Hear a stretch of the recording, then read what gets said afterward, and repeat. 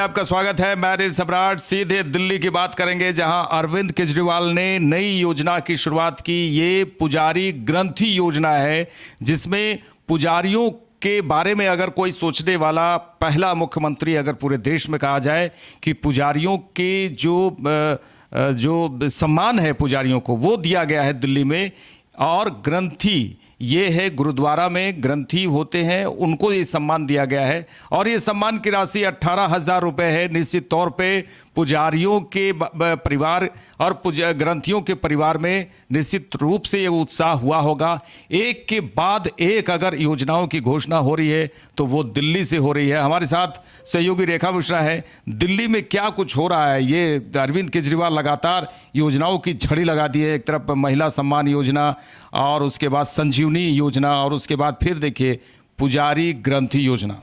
बिल्कुल, देखिए दिल्ली के पूर्व मुख्यमंत्री अरविंद केजरीवाल की पार्टी जो है इसी चीज़ के लिए जानी जाती है, और सिर्फ इसलिए नहीं जानी जाती है कि वो ये फ्री की योजनाएं लेकर आती है। इस योजनाओं को वो इम्प्लीमेंट भी करती है, और यही वजह है कि अभी लगातार अरविंद केजरीवाल जब से दिल्ली के पहले मुख्यमंत्री मतलब पहली बार उनकी पार्टी के मुख्यमंत्री के तौर पर बने, लगातार उनकी पार्टी जीतते आई है। इस बार जब उन पर भ्रष्टाचार के आरोप लगे अनिल, तो उन्होंने इस्तीफा दिया। हालांकि शुरुआत में जब उन पर आरोप लगा, जेल गए, जेल में रहते उन्होंने इस्तीफा नहीं दिया। भाजपा से बगावत की लगातार उन्होंने ईडी के खिलाफ हमला बोला, लेकिन बाहर आकर के उन्होंने जनता के हित को ध्यान में रखते हुए इस्तीफा दिया कि अब जनता चुन के जब मुख्यमंत्री बनाएगी तभी मैं मुख्यमंत्री बनूंगा। अब दिल्ली में अरविंद केजरीवाल की खास बात इनकी पार्टी की ये है कि चुनाव का बिगुल अभी नहीं बजा है, लेकिन बिगुल बजने से पहले ही उम्मीदवारों की लिस्ट जारी कर दी गई है। खुद अरविंद केजरीवाल अतिशी सीएम जो मुख्यमंत्री है दिल्ली की, कहाँ से चुनाव लड़ेंगी सभी चीजें स्पष्ट है। यानी कि चुनाव बिगुल बजने से पहले ही सभी नेता जो है तैयारियों में लगे हुए हैं, और उन्हीं तैयारियों की बानगी है ये सारी योजनाएं जो नजर आ रही है। और ये सही बात है, पुजारी जो मंदिर के होते हैं, आपको ही पता है कि कई बार ऐसा होता है कि जो बड़े पंडित होते हैं उन्हें दान दक्षिणा के तौर पर बड़े पैसे मिलते हैं जब वो घर में पूजा पाठ कराते हैं, लेकिन जो छोटे पंडित होते हैं उन्हें काफ़ी कम पैसे मिलते हैं। तो इन पुजारियों पर अगर किसी ने ध्यान दिया है तो वो अरविंद केजरीवाल ने दिया है। हालांकि बीजेपी ने इसको लेकर हमला बोला है और कहा है कि चुनाव के वक्त इन्हें पुजारियों की याद आ गई। अभी तक ये मौलवी को पैसे दे रहे थे, इनकी योजनाओं में मौलवी थे मस्जिद में रहने वाले, लेकिन पुजारियों और ग्रंथों की इन्हें याद अभी आई है। लेकिन चलिए देर से सही, लेकिन याद तो आई है। कम से कम उन्होंने इन्हें नज़रअंदाज तो नहीं किया है। और सबसे अच्छी बात है कि 31 दिसंबर से इस स्कीम के लिए रजिस्ट्रेशन भी शुरू किए जाएंगे। तो पहल भी जो है वो कल से शुरू, आज घोषणा हुई है और कल से इसकी पहल शुरू हो गई है। यानी कि नए साल में पुजारियों को एक तरीके से तोहफा दिया है केजरीवाल की सरकार, जो कि अतिशी के द्वारा चलाई जा रही है। भले अतिशी मुख्यमंत्री है, लेकिन पूरा जो कारभार है, सारी जो सोच है वो केजरीवाल की ही है।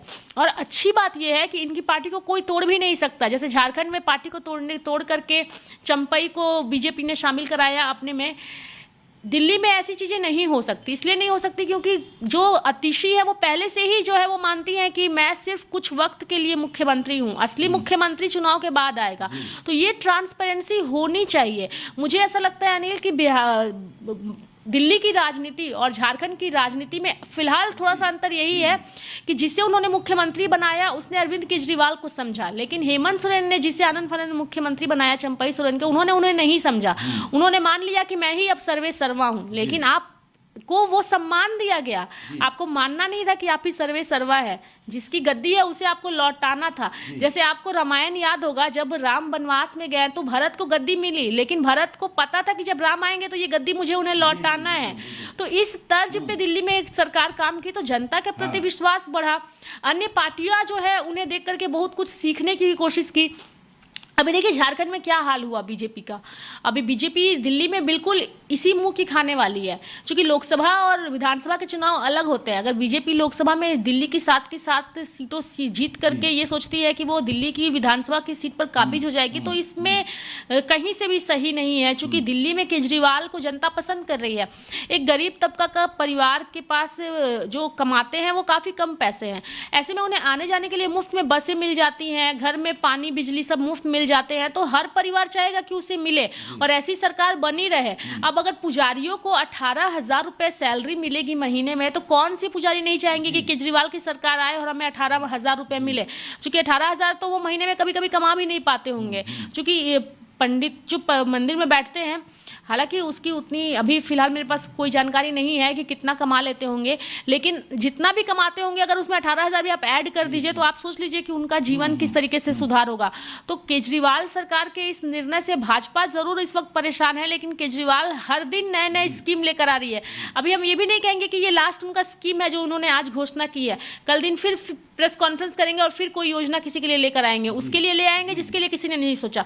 आपको ये पता है कि जो भाजपा का वोटर है वो ज्यादातर हिंदू लोग ही होते हैं, पंडित पुजारी यही होते हैं भाजपा के वोटर। लेकिन अब भाजपा के वोटर में इस स्कीम के तहत सेंधमारी करने की कोशिश जो अरविंद केजरीवाल ने की है, इसकी सोची भी नहीं होगी अरविंद केजरीवाल बीजेपी ने। और भाजपा के लिए मुश्किल है, अगर ये सारी स्कीम के साथ केजरीवाल सरकार काम करती है, आतिशी की सरकार, तो भाजपा के लिए मुश्किल होगा दिल्ली में इस बार भी चुनाव जीत पाना। और सिर्फ भाजपा के लिए नहीं, कांग्रेस के लिए भी, क्योंकि आपको भी याद है कि शीला दीक्षित के नेतृत्व में कांग्रेस ने किस तरीके से दिल्ली में काम किया, दिल्ली में उनकी सरकार लंबे वक्त तक रही, केजरीवाल ने उस सरकार को गिराया जिसे किसी ने कभी कुछ सोचा नहीं था। और अब तो केजरीवाल के पास कई सारी स्कीमें हैं, कई सारी योजनाएं हैं, चाहे वो महिलाओं के लिए हो, संजीवनी हो, अब तो पुजारियों के लिए भी है और मौलवियों के लिए पहले से योजनाएं चल रही है। तो भाजपा कह रही है कि ये धोखाधड़ी है, तो इसे धोखाधड़ी भी आप नहीं मान सकते, क्योंकि इसके पहले जो मौलवियों को भी जो योजनाएं के तहत पैसे दिए जा रहे हैं, जो सैलरी दिए जा रहे हैं, तो वो दे रही है सरकार। और देने के बाद अब उन्हें पुजारी, भले उन्हें लेट से याद आया, भाजपा के हिसाब से उन्हें लेट से याद आया, लेकिन याद तो आया।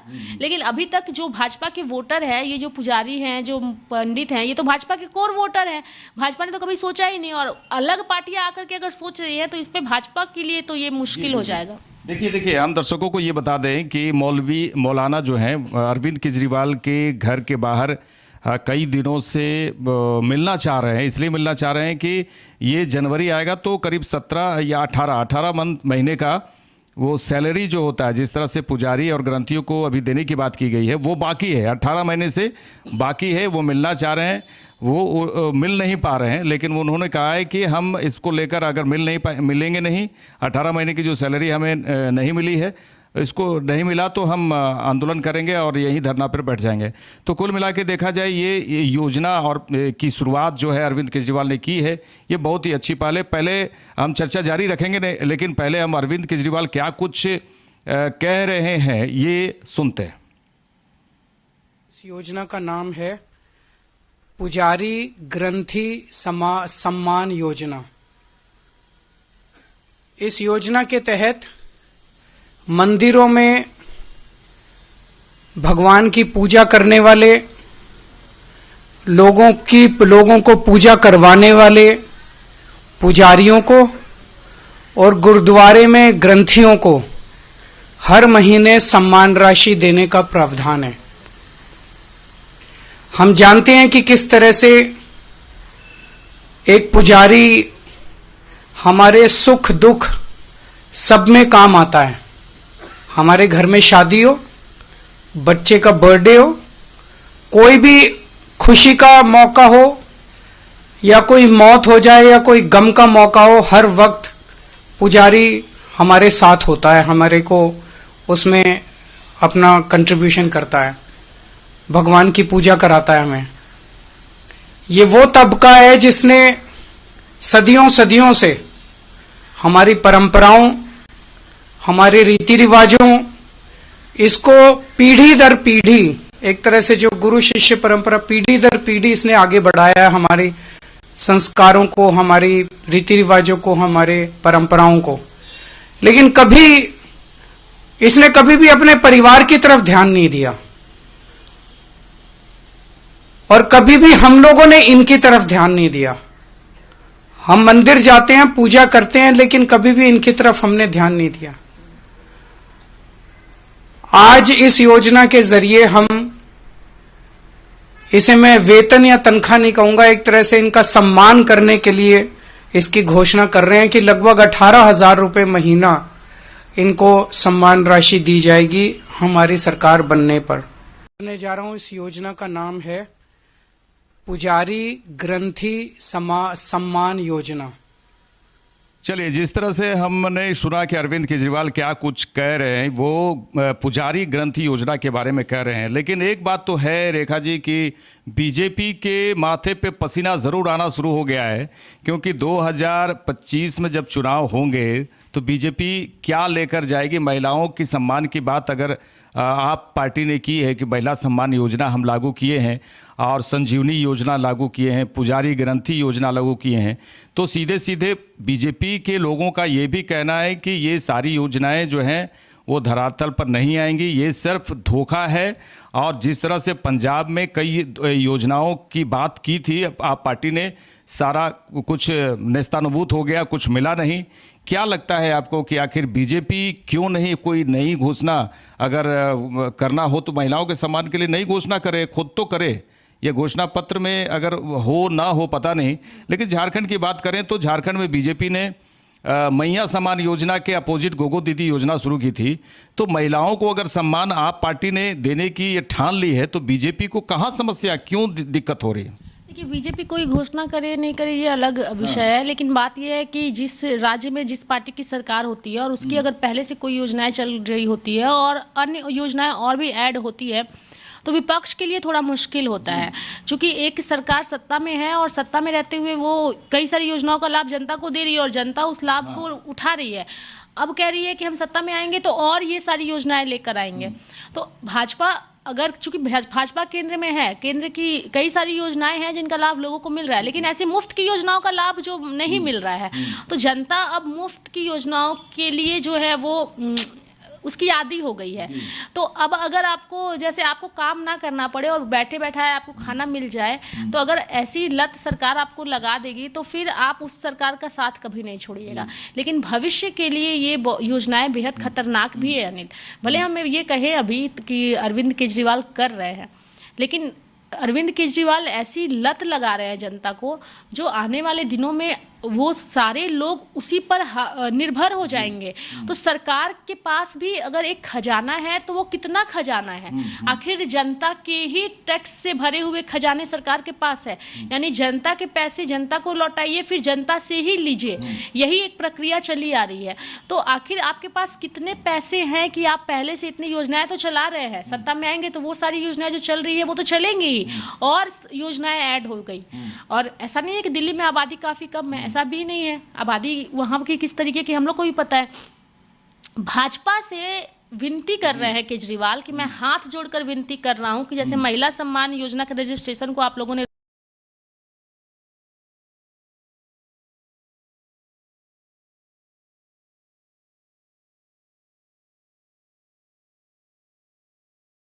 रोकने की कोशिश की, संजीवनी योजना की रजिस्ट्रेशन को आप लोगों ने रोकने की कोशिश की, लेकिन आप सफल नहीं हो पाए।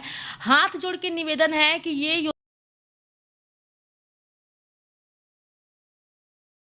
योजना को आप रोकने की कोशिश नहीं करें, नहीं तो पंडितों का पाप लगेगा। इस तरीके से उन्होंने कहा है और बीजेपी को हड़काया है।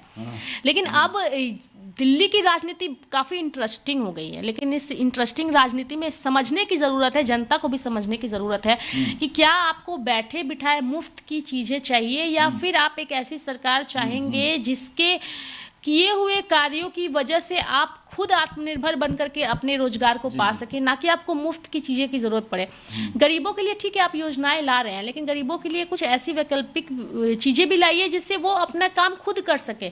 मुफ्त की चीज़ें कितना और किस हद तक अनिल, इस पे भी सोचने की ज़रूरत है, क्योंकि इन योजनाओं की लत अगर लोगों को एक बार लग गई तो ऐसी सरकारें बार बार आती रहेंगी, लेकिन फ्यूचर में आने वाले समय में इन योजनाओं का काफ़ी दुष्परिणाम भी नजर आएगा, क्योंकि सरकार के राजस्व में भी घाटा होगा और जो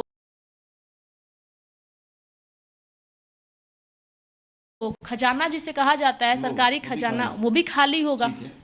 ठीक है, निश्चित तौर पे देखिए रेखा जी ने एक बात तो बहुत बड़ी कही है आपने कि पब्लिक का पैसा पब्लिक को ही दिया जा रहा है और मुफ्त की रेवड़ियाँ, जिस तरह से अगर बीजेपी ने कहा है कि मुफ्त की रेवड़ियाँ बांटी जा रही है, तो ये खजाना खाली करने की बात भी कई लोग कह रहे हैं।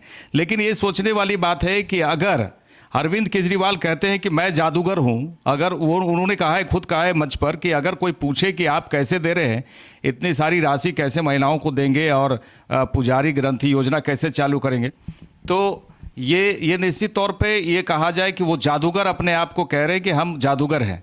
और आने वाले समय में अब ये देखने वाली बात होगी कि क्या कुछ रंग लाता है ये योजना, क्या कितना रंग लाती है, या फिर बीजेपी कुछ नई योजना पे प्लान कर रही है, या फिर कुछ ऐसा कुछ देने की जो घोषणा पत्र में, अब देखने वाली बात घोषणा पत्र क्या होगा, वो कुछ हो रहा है। हालांकि कांग्रेस भी पूरी तरह से आप पार्टी पर आक्रामक है। देखते रहिए लाइव इंडिया। नमस्कार।